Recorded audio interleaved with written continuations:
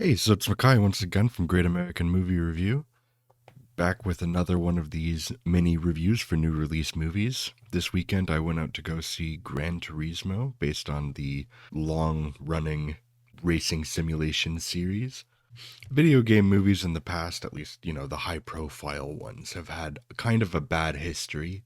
But recently, we've seen adaptations like The Last of Us on HBO, and even the new Mario Bros. Movie clearly reach an audience that video game movies kind of were missing before. So it looks like the trend of video game adaptations, it's not just not going anywhere, it's not slowing down at all. It is ramping up, and we're getting more and more of these, which I'm never somebody who's been like, all video game adaptations are bad. There's always been mixed kind of things going on with all of that. But recently, we've actually been getting some good ones. I don't care for the Mario Bros. Movie, but that movie made $1.4 billion. So Gran Turismo to me was always kind of an odd choice to make into a movie because there's no real story. There's not even really any characters to make a story around with it. But once they kind of talked about the based on a true angle aspect that they were going for with it, it started to make more sense to me. And I thought it was a really smart idea, especially after looking into the true story stuff. It's actually really cool how they built this competition and let people who were good at the game compete to become actual race car drivers. Now, the movie definitely takes significant liberties with that, but they do focus on the one main story here around race car driver Jan Mardenborough and his rise to become a professional race car driver. It's a very conventional kind of setup formula for what is a typical sports drama. They also brought on director Neil Blomkamp, who is kind of one of those guys who, much like the Wachowskis, how every single movie that they came out with after The Matrix, including whatever most recent movie was out from them, it would always say from the directors of The Matrix, because nothing else they made quite lived up to that reputation. Same things kind of happened with Blomkamp, as he made the incredible District 9 and then never really quite captured that same kind of what now looks to be lightning in a bottle.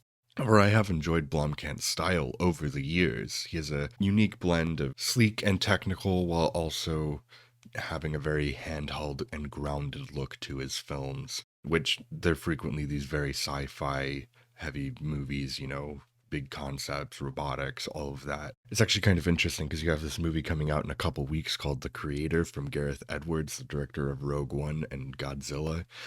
And that movie looks a lot more like the kind of thing that Neil Blomkamp would be doing. But I think probably after a few critical and commercial failures. I think Elysium did okay, but then Chappie was definitely a miss. And then he had the small horror movie that he did, Demonic, which came out a couple years ago. And yeah, none of these films quite lived up to the promise of what District 9 promised from him as a filmmaker going forward into his career. So it's interesting to see him come on board with something like this, because clearly they trust him with a budget, because he honestly handles that aspect of his filmmaking fairly well. But doing a more conventional studio film is not something that I expected to see from him anytime soon. But here he is doing this video game racing adaptation. And I think the movie's ultimately kind of a mixed bag. But I think that he brings a lot to it as the director. There are a number of standout things in the film, particularly every time that it's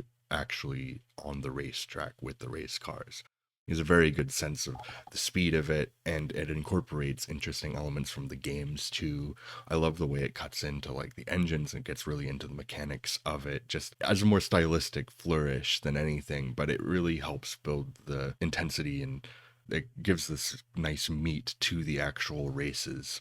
It's unfortunately the rest of the stuff around the races that ends up kind of losing me. As like I said, it ends up playing out in a very conventional fashion with both his family drama and the actual construction, or reconstruction, I should say, of the actual events.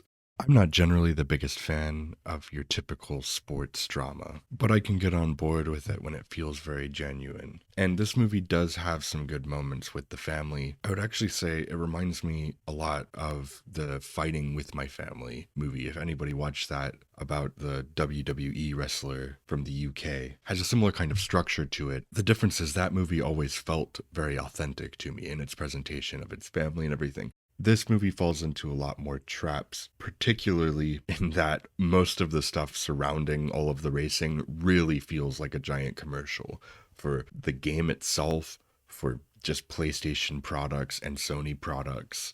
It looks and feels like a commercial, and it really took me out of a story that otherwise could have been something of an inspirational sports story and made it feel like a product.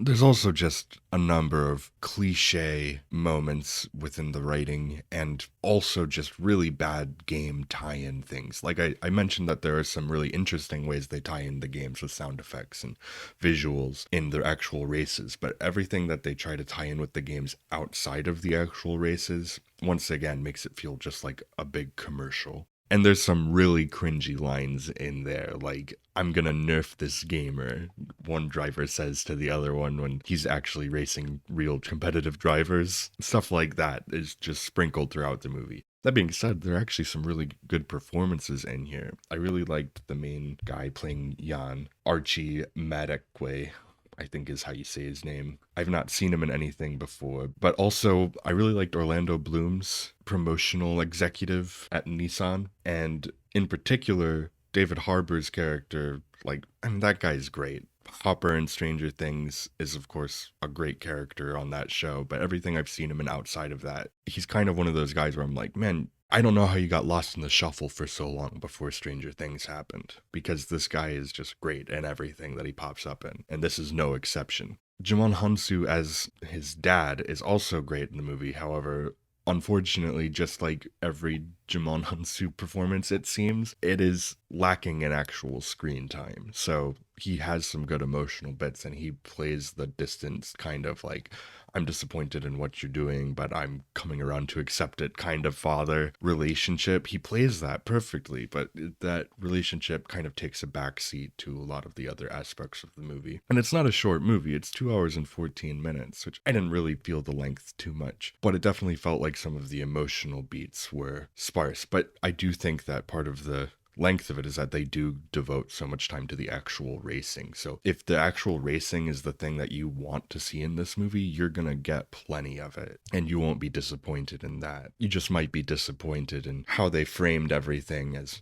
like I said, a very conventional sports drama. But yeah, those are my thoughts on the new Gran Turismo. Once again, not one of my favorite movies I've seen this year by any means. However, never a bad time at the theater. Be sure to keep an eye out for our upcoming videos, more reviews like this, and our main podcast episodes coming out every Thursday. Next episode is for Network, so be sure to check that out, and I'll see you at the theater.